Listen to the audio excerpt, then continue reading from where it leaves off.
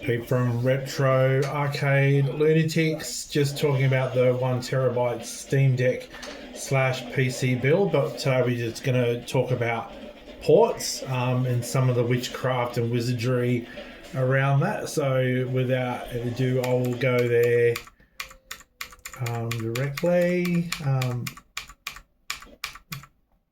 Where are we? Here we go. Ports.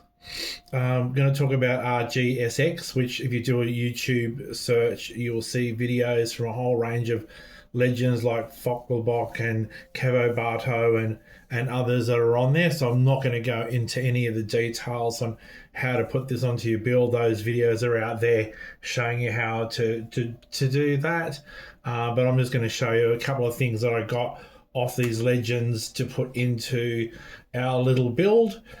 Things like the Windows Game Fix application, the DRL edition, and that's come through the BUA, which is the Batocera unofficial add-ons, and Kevo Barto does an amazing video on that, but that is a really good option if you've got some Windows games that you own and you want to try and get them working in Batocera. Again, there's videos all about that, so I won't go into the details on how that actually works.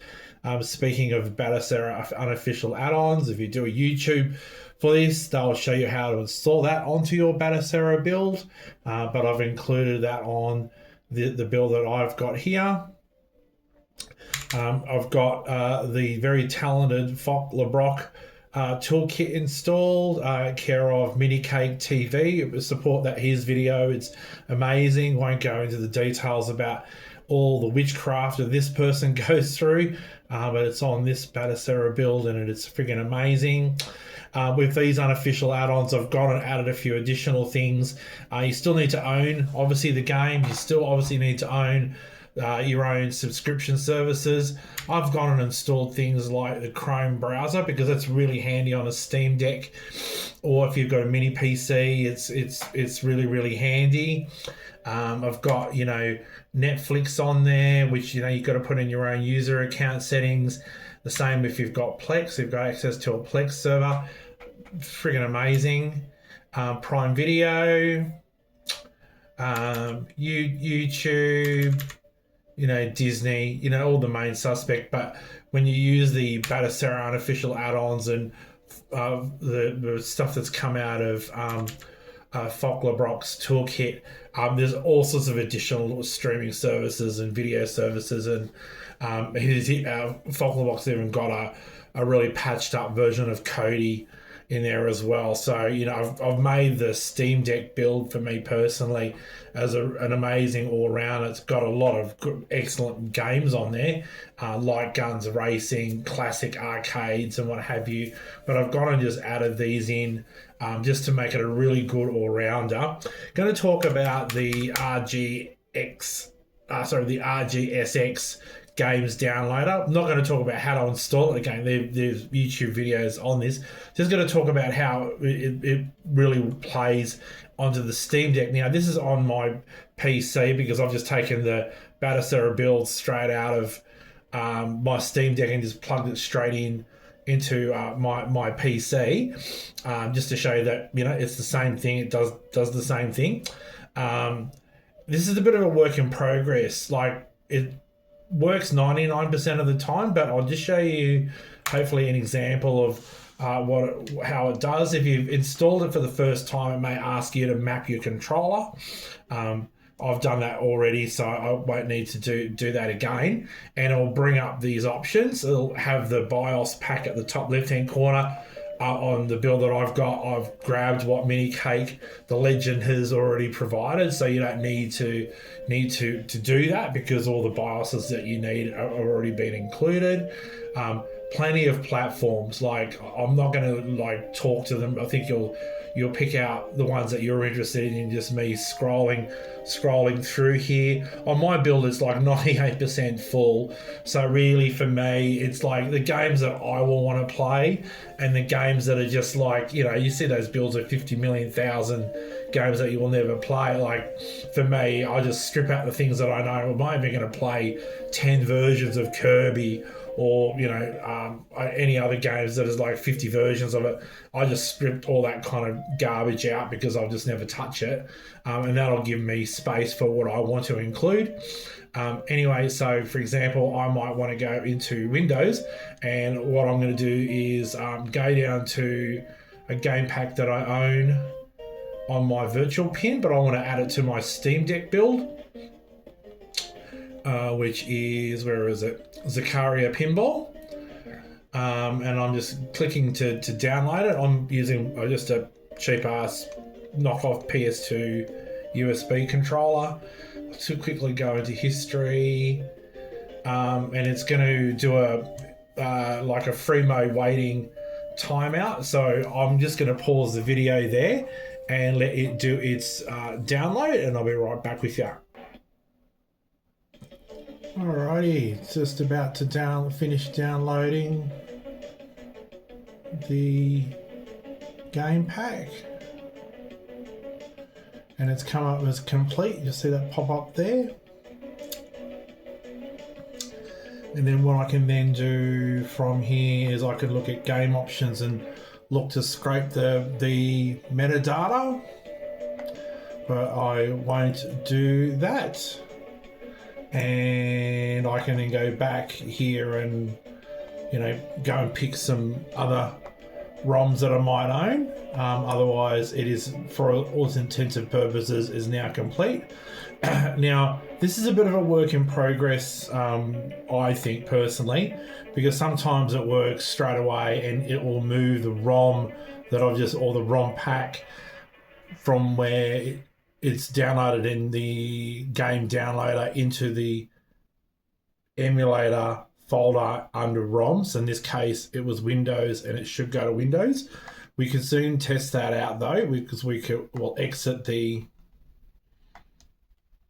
application. And then I'm going to quickly do a game settings, game list update. And I'm going to quickly go into Windows to see if it's actually there. Now, in this case, it hasn't materialized, and on the Steam Deck, it did it perfectly on a separate SD card. But I guess in some ways, it's good that it hasn't worked, because now I'll quickly show you how to fix that if it hasn't gone and moved it to the correct ROM directory. So on my trusty keyboard, I'm just going to hit going to go out and hit F1. Going to go to ROMs. Then I'm going to go down to ports. There's ports. Ports here somewhere. Oh yeah, ports. Under ROMs. Under Windows. And then there's Zaccaria in its squash format. So like I was saying earlier, on my Steam Deck when I did this, it actually just grabbed it and moved it automatically under the ROMs folder on Windows. But on the PC, for some reason, it hasn't done that. But that's fine. I'm just going to go down to ROMs in the Windows folder on ROMs and paste that in.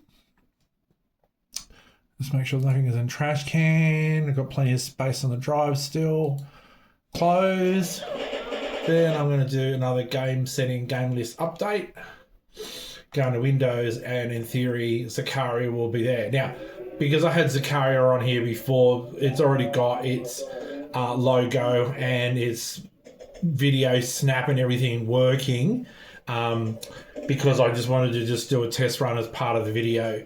So probably the main thing to do when you do add it to your particular build is to go into advanced game options for the individual game and make sure that the wine runner is set to wine Proton. You might not need to do that on your version, but on this version, because the 1 terabyte one will surface won't have Zaccaria included that. I'm just showing you a game that I own. I've actually gone and added it to the Batocera build myself and launched straight into it, and away you go. On the Steam Deck, I've got to say that Pinball FX, Pinball M, and Zaccaria and Virtual Pinball, which other than Zaccaria, I've got on the 1 terabyte build, look amazing. Sorry for the auto focus as it's dealing with it.